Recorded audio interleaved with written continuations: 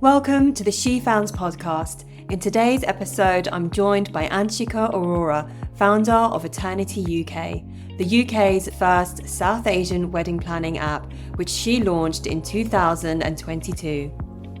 In today's episode, Anshika shares her journey of moving from a corporate career in finance to becoming a tech entrepreneur. She shares her initial steps of turning her idea into a tech product, and she shares her experiences of navigating the challenges of coming from a non-tech background. She also talks about her strategies for managing the highs and lows of entrepreneurship, as well as providing some practical advice to aspiring founders.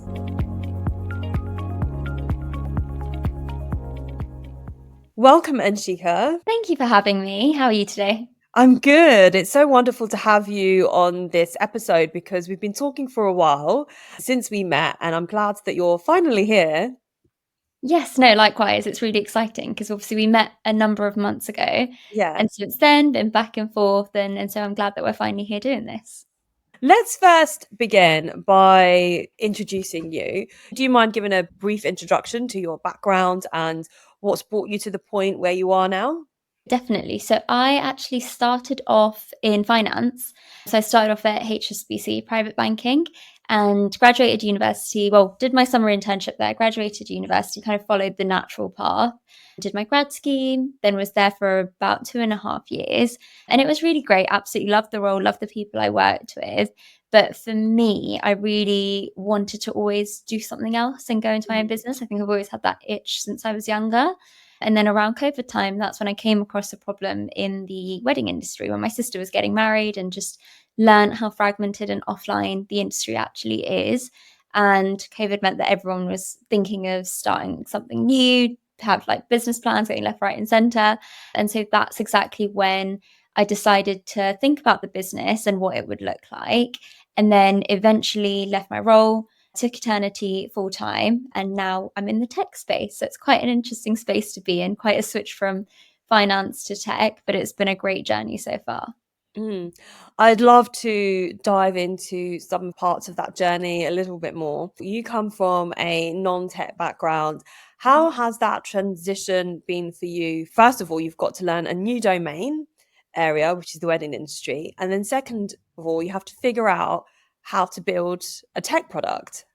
Yeah, absolutely. I think I went into it quite blind. A lot of founders will say that if I know what I knew now about the industry, maybe I wouldn't have done it at the time. And I think that's definitely the case for me because there was just such a steep learning curve.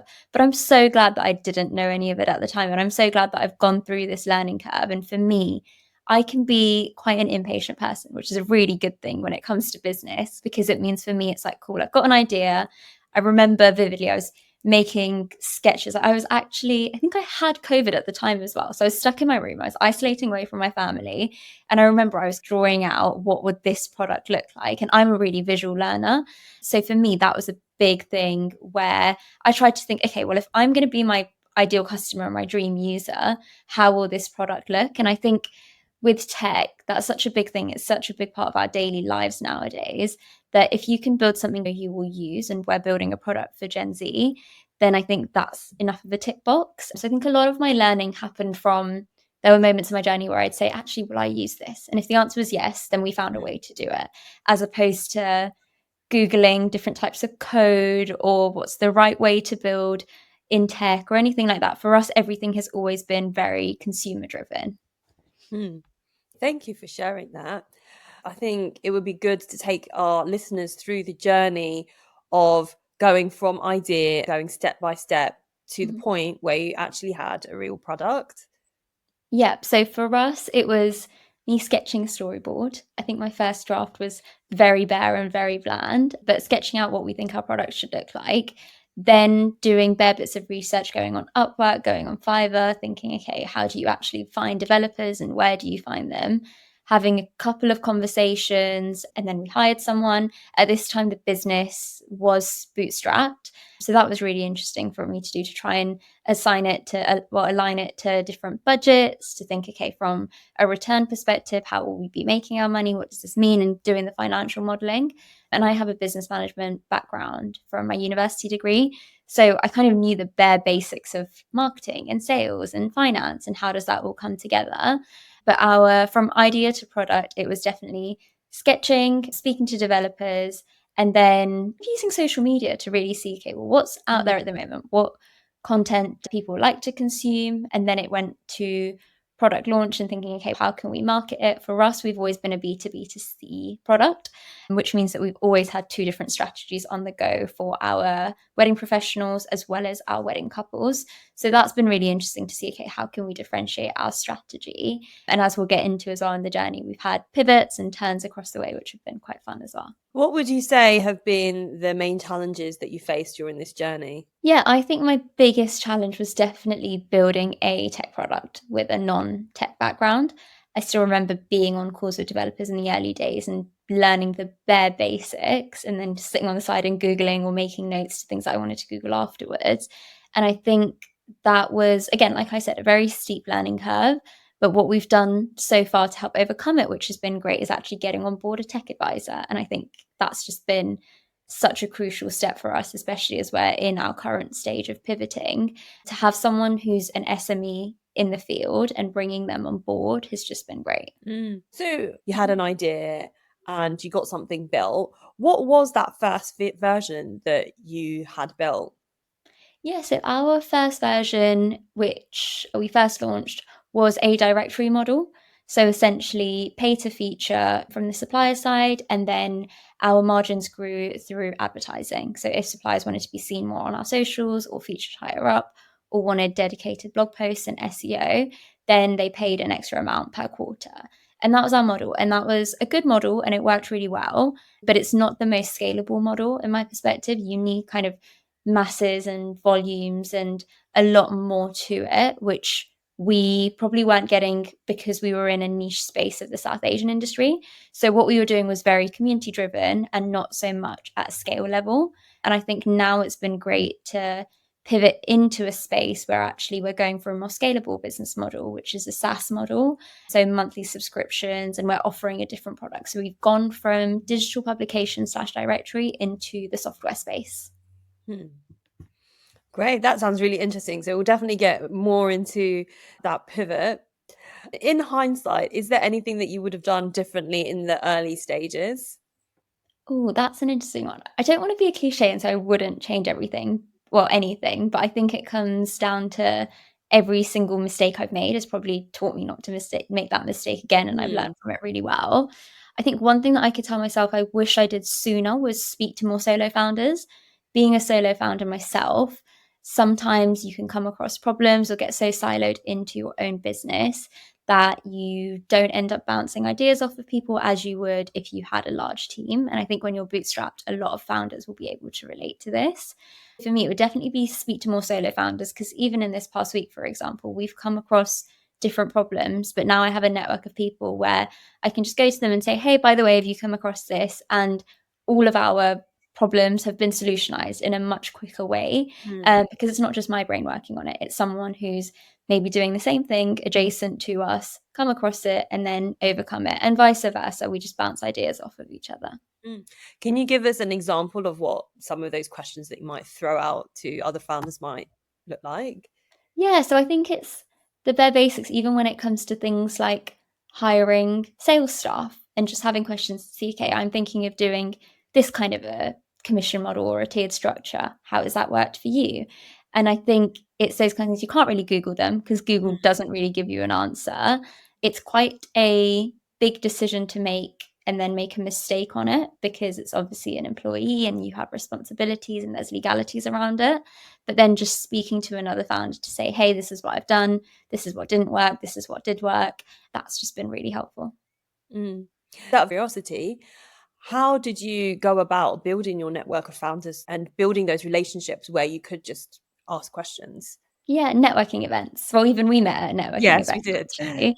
And I think they're so helpful and they're so powerful. And you definitely go through phases where you could get networking event fatigue. And so it's really important to be aware of that. I know that I kind of do it in bursts where I'll have a few weeks where I'll go to loads, and then I have a few weeks where I'm like, do you know what? I need a bit of a break.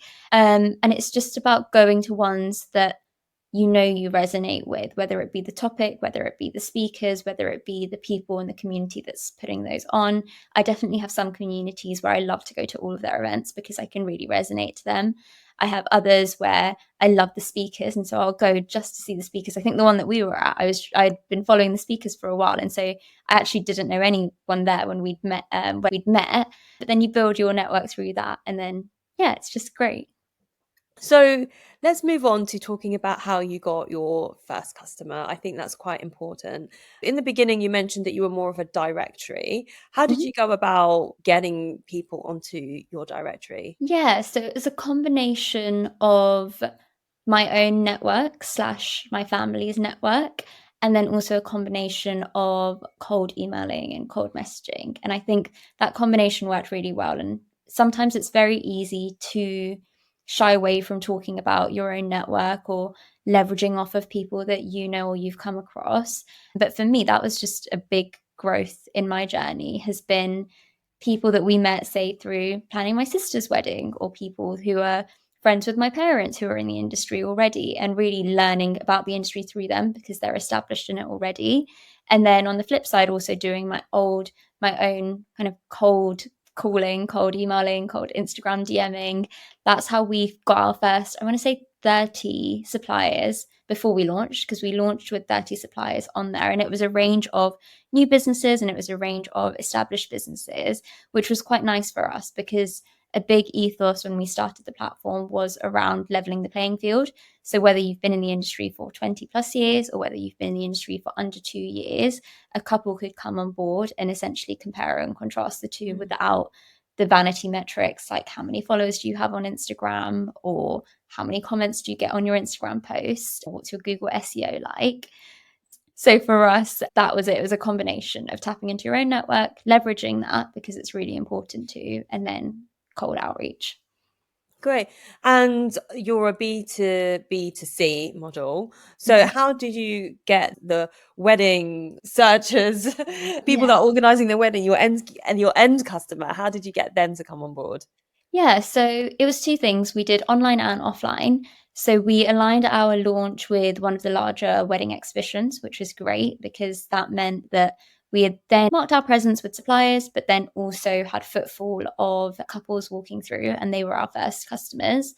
Then off the back of that, social media. We always say we're a platform built by Gen Z for Gen Z. And so social media, Instagram, TikTok, Pinterest has been major for us in growing. And we haven't ever spent a single penny. So we haven't done any paid advertising online.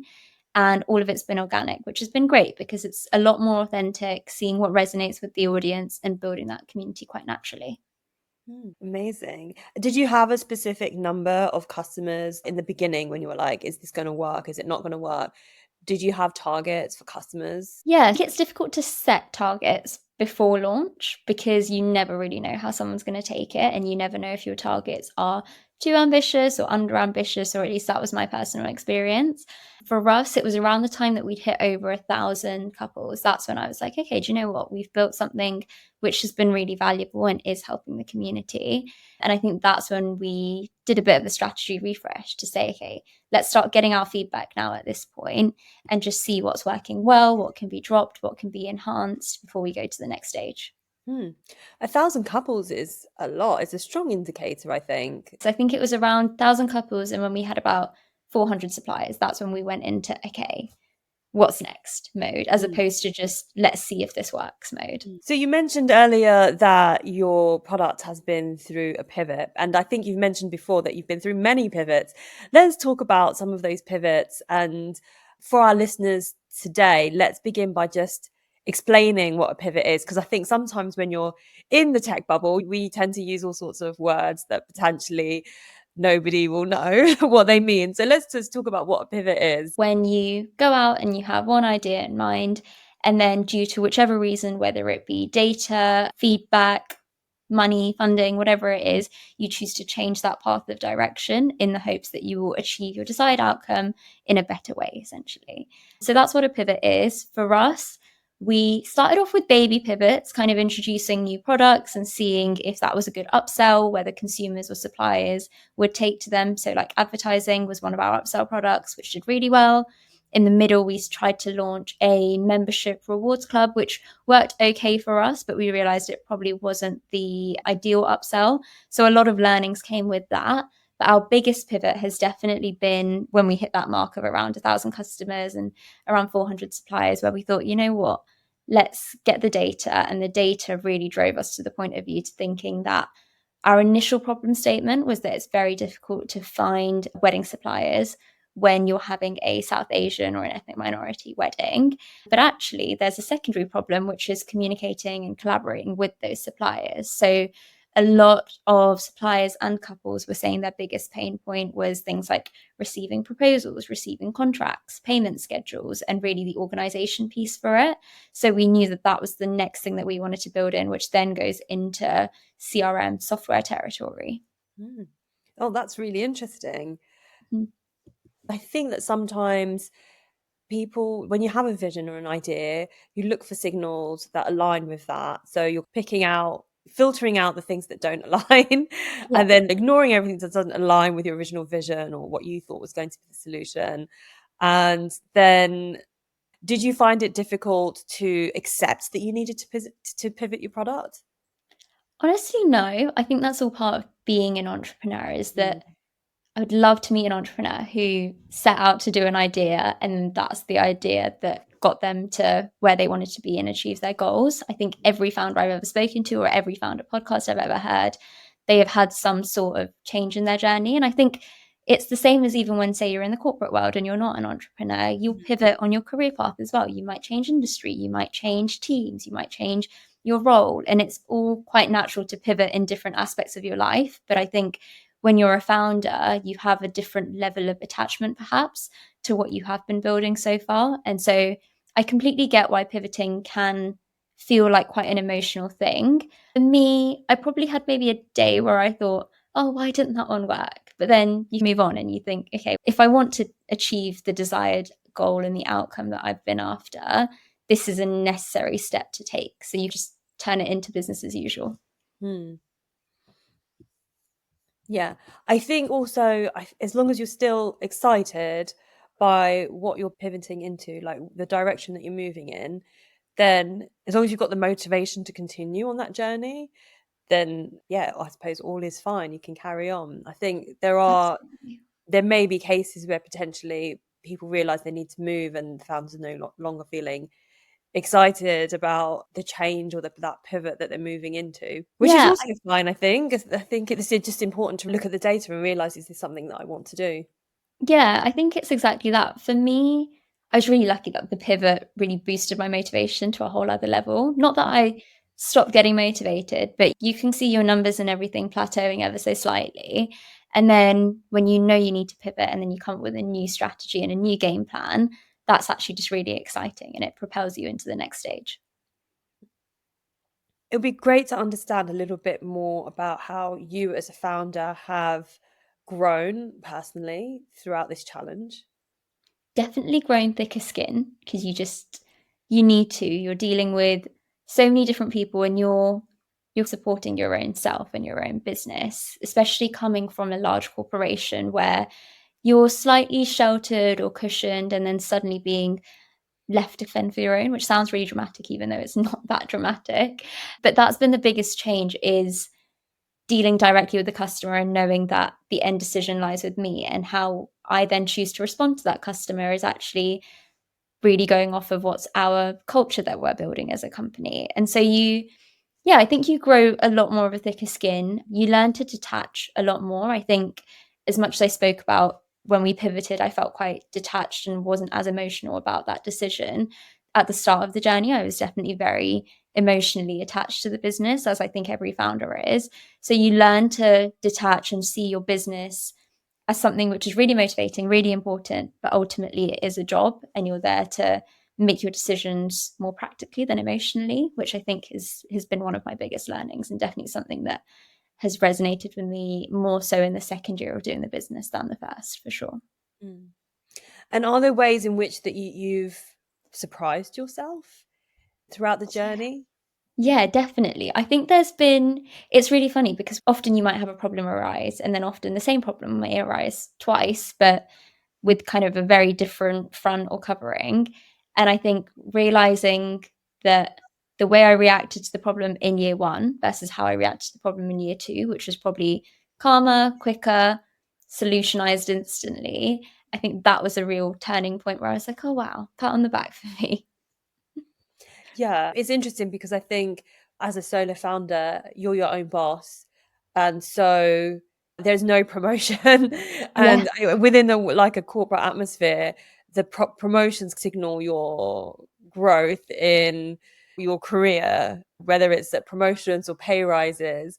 It signals that you're doing well and you're achieving things. But for you as a founder, I suppose that signal that you're looking out for, or markers, those traditional Yeah. markers are completely different. Yeah, they are. And I think it's really easy to again then get caught up in the vanity metrics and the non-financial metrics and think, oh yeah, I've now got this much traffic or this many followers on Instagram. And it's really easy to get caught up in that and use that as a metric of success when actually it's really not. So I think you're absolutely right. That self-motivation is a big piece of being a founder. I love how you compared yourself to when you started to now and experiencing similar challenges and how you're able to overcome them. Can you give us an example of one of those times? Oh, I think the biggest thing has been with tech. So now knowing that I have a support system, someone to rely on in the form of our tech advisor, there have been times, probably in the last few months when we've been redoing our development, when something has happened where it's been like developers saying, actually, we can't do this and this isn't a feature that we can launch or it's just not possible within this budget. I remember year one me would have panicked and been like, but this is the main piece of the project. We absolutely need to have it. And not that I would say that to them, but in my mind, I would get off a call and feel quite disheartened and think, oh no, and mildly lose faith in the product and think, oh, but will users really feel the absence of this? And maybe it won't work. And you have a lot of self doubt fit in. And I think now it's quite exciting because when we find out that something can't be done in day one, we're like, okay, we'll just add it to phase two and put it in launch for release in 2 to 3 months' time. And this is how we'll position it with the audience and our marketing and our sales piece. And so it's nice to see that change in year one me when you think the smallest of problems is going to be the biggest of issues versus now where I'm like, okay, this problem's come up. Let's solutionize. Is there a stopgap that we can use in the middle to fill that? And then you just move on to the next piece. Hmm. Great. So it sounds like you've found your feet in tech and you're able to navigate all the different scenarios that you have to deal with when you're. Well, let's hope so. Let's knock on wood. Hopefully it stays that way. So the founder journey is full of highs and lows. I recently came across this graphic on LinkedIn where it had founder highs and the euphoria that you feel, and then it goes up, it goes down, and you basically want to die and bury your head in the sand, and then it goes back up and down, up and down. Yeah. How do you deal with that roller coaster? Yeah, that's one. If you asked me this maybe a year ago, I wouldn't have been able to answer. I think it comes down to taking care of your personal well-being, and that's something that I'm a big advocate of, and it's one of our cultural values as well in the company is wedding well-being, because Mhm. weddings are also very heightened emotions where you have that roller coaster where you get really excited and then suddenly you get told you can't have a specific decorator in your budget, and then suddenly you go down and you think it's the end of the world. So for us as a business, wedding well-being is really important. For me as a founder, taking care of my personal well-being is really important, and that means prioritizing and doing the things that make me feel better. So whether it be, I'm not usually a gym goer. I know that a lot of founders are, and that's a great break for them. For me, I'm more of a journaler or watch something that's my comfort show that I really enjoy, or take my dog on a walk, or just spend time with my loved ones. So there was definitely a point in the founder journey where I stopped doing all of those things, probably because, and I don't know if many other founders can relate to this, but if something's going wrong in the business and if you're overly attached to it, you can feel a sense of guilt of doing the things that you enjoy because you think, no, I need to be spending 24/7 on this business. And I think a lot of the time when we've listened to podcasts as well, you've heard the founders who are now exited of 30 years into their journey and whatever it may be, but they always talk about, yes, I was working 24/7, I lost friends, like I lost family, but I wouldn't change it. And I think that was probably quite a kind of like harsh opinion that I thought entrepreneurs had to be like. And then you realize, actually, no, entrepreneurs do need to balance their well-being. And I think now we're seeing a lot more of that on LinkedIn, which is really great. So I'd love to dive a little bit more into the well-being aspect and what that looks like for you in your life as a founder at the stage that you're in now. The reason I'm asking is because I have asked other entrepreneurs before about their lifestyle. They mentioned, a couple of years, you need to just stay up late till midnight. They stayed up till 3 a.m. for 6 months to launch their business. I'm wondering whether there is another, a more balanced way and still succeed. What did it look like for you? Did you do these all-nighters, or were you up till late in the beginning? I'm definitely a big advocate if there's a balance. In the beginning, definitely, especially when I was in the shift of switching through my full-time corporate role and then taking the business full-time, because that was the only time I could work on the business. Then as soon as I took the business full-time, I'm really lucky that I have parents who are very big on work-life balance. And so for them, as soon as I took the business full-time, they sat me down and they said, okay, you need to have a schedule and have a routine. It's fine because there's going to be days where you are going to have to work late, but it shouldn't need to be every day because your productivity will simply start to decline.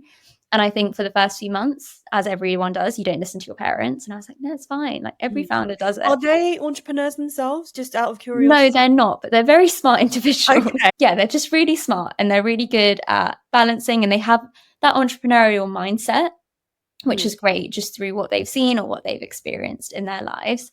So yeah, didn't listen to them for the first few months because no one listens to their parents initially. And then I came to the self-realization where I thought, actually, you know what, this isn't sustainable. My productivity is declining. There's no need for me to say I'm working these hours when actually, if I worked fewer hours, I could probably be more efficient, get more done, and then do something that energizes me in a different way. And that's the journey that I followed. So for me, I'm a big believer in balance. Same here. And I just thinking practically, when I think about, because sometimes I feel guilt for not working in the evenings Mm-hmm. and just resting. But what I've experienced is like the mental fatigue. Yeah. And I just realized that I do need some time every day to switch off. Mm-hmm. And then I'll just do much better the next day. So for me, I go to the gym in the mornings for as many days of the week that I can, because it just really Nice. sets me up. I Yeah. try and switch the scenery that I'm working in. So sometimes I'm in a cafe, sometimes up at the gym, in the gym lounge, and sometimes I'm at home, and that gives me like a nice variety of spaces to work in. And yeah, and then around, I have to be honest, I don't think after about 6 o'clock, I do switch off. And Yeah. the most of the work that I'm doing right now is preparing this podcast during the Mm-hmm. week. Yeah, and I just find that for me gives me the balance that I need to keep going, because I don't think that if you don't have to, I Yeah. understand out of necessity people work the hours that they do, and I think if you don't have to, then it's a good position to be in. You shouldn't force yourself out of guilt to work these grueling No, hours necessarily. absolutely. And absolutely. And I'm someone who time blocks. So on a Sunday, I will set out my tasks for the week, know what I need to get done, what's a priority. And then the night before each working day, I'll time block to say, okay, what's my day going to look like? And I think that holds me accountable and makes me quite efficient, but then also means that I don't feel guilty when I switch off because I can see, okay, well, I've achieved everything I needed to achieve today. So that's fine because now this can wait till tomorrow. And it goes back to even when you work a corporate job, your to-do list is never ending. And when you're a founder, it's even longer. But then it's about switching off and doing the things that are going to re-energize you so that the next day you can finish that task, which would take you half an hour, in half an hour, as opposed to an hour because you're slightly tired and you didn't sleep well the night before or anything of that sorts. Before we move away from the highs and lows of a founder and dealing with it emotionally, it would be great to get some examples of how you move past a moment that was low. Yeah, I think for me, Two things. One, I've been very lucky to have a really good support system around me, whether that be my family, whether that be my friends. And so they were really quick to recognize that I wasn't being myself. And so before I even went through the low in its entirety, they could probably see it brewing, which was really good and really precautionary. That being said, I did still go through a couple of lows. And I think for me, a big thing that got me out of that was actually meditation. I'm really big on meditating and journaling and writing down what I'm feeling.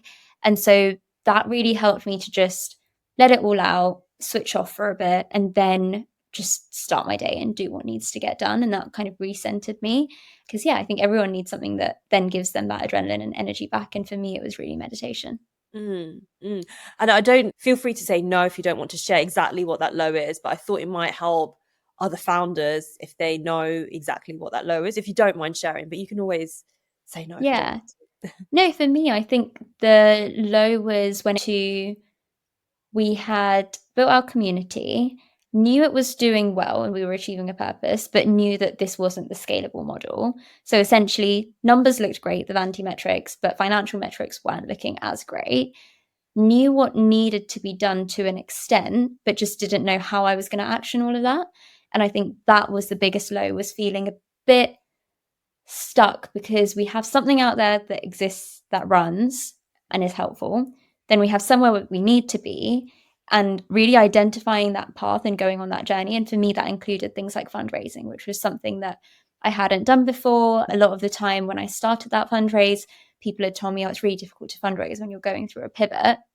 Why don't you just launch your product first? And it's like, okay, but for that, we needed the money and we've been bootstrapped. And to speed up that process of launching, we need to fundraise. So it's kind of that cycle. So for me, there was a lot of newness around a new strategy, having to build out a new team and fundraising and still running our existing business. Because a lot of the time, people who are fundraising or starting a new business need to do the first three, but you don't have to continue business as usual for an existing business. And that felt like a lot at one point for me. And that was probably one of the business lows. But then things like meditating and getting my energy back in different ways meant that I set the right habits day in, day out, and then was able to get to the stage where we are now. Great. Thank you so much for sharing that. What I'm hearing is that you're able to become more resilient Mm-hmm. when you know like how to take care of yourself. So you seem to have the tools that you need to move out of those lows.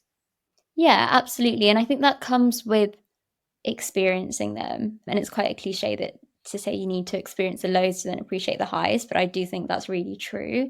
And to your point of resilience, I think it also helps you regulate. So now when I go through something which is either a big kind of downer or a big win, you regulate and your emotions are like this, as opposed to that kind of up and down, which is quite Mm, extreme. definitely, definitely. I think it's quite natural, and it's also so internal as well. Nobody around you knows what's going on, and you have to mentally get yourself out of this low. So you just need that mental resilience to recognize, oh no, I'm feeling down, and I can do this. I can figure out how I'm going to get out of this challenge. Yeah, no, absolutely. I think that's so important. I'm really big on affirmations. So I have personal affirmations for the day and then I have business affirmations. And for those times where you're feeling slightly low or pessimistic about something, it's a really good reminder to look back at them and then just remember your purpose as well. Mm. Wonderful. I did this coaching session, and I've not had many coaching sessions, but a few years ago, before I started She Found, and it was that coaching session that helped me actually launch She Found. Hmm. The lady that was coaching me, she recommended writing your affirmations on a big poster and putting them on the wall. So I had mine in my office just by my desk. So when I was just feeling those down moments, I would just look at them and read them, and I just feel so much more Yeah. motivated. I think it's really nice because I initially was very much not opposed to affirmations, but I didn't think they worked. But then now, anytime I look at it, I just remember another version of me who was in different energy, a higher vibration, who was thinking these things, then telling me who's in a lower vibration. It picks you Mm, up. So it makes you less reliant on things like external validation or anything as well, which I think is really important as a solo founder. mm. Great. So I would love to hear a little bit more about where you are now on your journey. What does it look like right now? So at the moment, at the time of filming, we're actually due to relaunch our product, which is really exciting because now we're entering the software space, completely new business model, new branding, refresh, new audiences, pivoting out of the South Asian space and going more mainstream but multicultural friendly as our lens. So that's where we currently are, is working on our new product. Fantastic. And you're about to relaunch. I guess, will you still have the same users or you're looking for a new end user? So we would definitely still have the same suppliers. The couples would hopefully be married by then, Oh, or they're in the midst of their journey and we'd be getting new couples. And that's a really yeah. exciting thing about our business, is that it's nice because we have our B2B suppliers and wedding professionals who are just always with us. They love the product, they're sticky, and we speak to them quite regularly. And that's quite a constant form of contact that we have. But then on the flip side, we have couples who are constantly getting engaged or married, and then we're seeing their wedding pictures come out. And so it's really nice to go through that journey with them. Mm, fantastic. I suppose there's this piece where you mentioned that you're going to take over some of the administrative logistics side of the wedding journey in terms of getting contracts signed as well. So that means that because it's easier for the companies to use your software, you're automatically going to get users. Absolutely. And so our business model really is quite circular. So our suppliers bring on our couples, and then our couples bring on new suppliers who maybe aren't already using Eternity to begin with. So our USP is to be a collaborative CRM. So it's quite a nice cycle that we follow Yes, to help both of them. fantastic. Great. And what are you looking forward to in the future? I think for me, I'm looking forward to getting more feedback on our product. That's the exciting thing. Once it's launched, actually see it come to fruition, see people use it and get that real time feedback. That's been something that I've always loved in the past 2 years of our journey as well. Building out a team is a really exciting thing for me, because finding those like minded individuals who understand your purpose and your vision and kind of want to grow it with you in the right way. Luckily, so far, we've been great to find people who've wanted to do exactly that and joined us on the journey. So that would be exciting. And then number three, I love marketing. I'm quite a creative person. So getting that creative freedom to rebrand and have a different brand voice and really find our space, whether it be on our socials or in person activations, I'm really excited for that. Mm. Any tips for our aspiring entrepreneurs or those at the early stage? My tips that I always say are a couple. One is always take a calculated risk and do it. It's really easy to say, just do it and just go for it, but make sure it's a calculated risk and you know what you're doing, whether that be from a financial perspective or from the industry perspective, whatever it may be. And then number two would definitely be tap into that network. So even if you don't already have a business or you're just considering it, go to events where different founders are networking, because you never know what you will learn off of someone. And again, just grow that network to then be helpful later down the line. Yes, I have been building my network, and Mhm. especially through going to these networking events, just making sure when I'm there, I add everyone to LinkedIn and then drop them a message to say hi afterwards. And a lot of those founders now, I'm reaching out to invite them onto the podcast. So, yeah, just constantly just building that network. Just never know when you're going to need somebody's help or when you could help them as well. Yeah, no, exactly that. I think that's the really nice thing, that I didn't know what to expect from the entrepreneur space or the founder space coming from a corporate background. But it's very welcoming and everyone's always there to support and help one another. So that would be something which I would always tell someone, is don't fear it, just go into it and embrace it. Fantastic. All right. Are you ready for the lightning round? Go for it. Right. So the first question is one that I always like to ask. It's about resources. What kind of podcast or book have you read that might help people listening today? For me, I think it's really important to find a podcast or a book which resonates to you. For me, the book that I really enjoyed was Karen Brady's Strong Women. I'm just really inspired by her journey and how she talks about her balance between her career, her family, her friends, her health. I think it goes back to our point that we were talking about, having that balance and making sure that you're very aware of whether you are or aren't striking it. And so that's something that I really resonate with in her book. And I think a lot of people would say they probably admire Karen Brady as just a woman. So that would be a big one. Fantastic. We can find the link and link it in our show notes for everybody. Absolutely. If you had one wish, what would that be? Oh, business related or? I would like to open it up to life in general. That is such a broad one. I think in life, it's going to sound so cliche, but it's just to enjoy and embrace life. And I think, okay, my wish would probably be to ensure that I always have the kind of strength and resilience to regulate myself through life and kind of maintain that balance between those different quarters and elements of life, whether it be your work, your family, your friends, your career, your health, is just to ensure that I have the right tools in my toolbox to have the right balance with them throughout whatever you do face. Fantastic. What one piece of advice have you been given that served you well? One that my parents always say, which is change creates opportunity. I think that's so important because anytime you go through some sort of a change, whether you were looking for it or it was thrown upon you, it's really easy to go into a little bit of a panic. But just remembering, okay, no, change creates opportunity. Everything is happening for a reason and there is good in this, and I'll only see it in hindsight. I think that is a piece of advice which helps me again through personal and through business life. That needs to be turned into a quote and just plastered everywhere. Yeah, absolutely. Any final words? Where can people connect with you? LinkedIn, Instagram. So either my name, I'm sure we can put links below Yes. to our business profiles as well as personal ones. Great, thank you. So if you're getting married or know somebody that's getting married, please do check out Eternity. Absolutely. Thank you for having me. Thank you so much for your time today. It's been a real pleasure hearing from you. If you've enjoyed listening to this podcast episode today, please do hit the subscribe button and share this episode with like-minded connections. I'd also like to take this opportunity to let you know that I'm sharing knowledge on how to build tech products. If this sounds like something that's going to be helpful to you, please subscribe to the She Founds newsletter. The link will be in the show notes.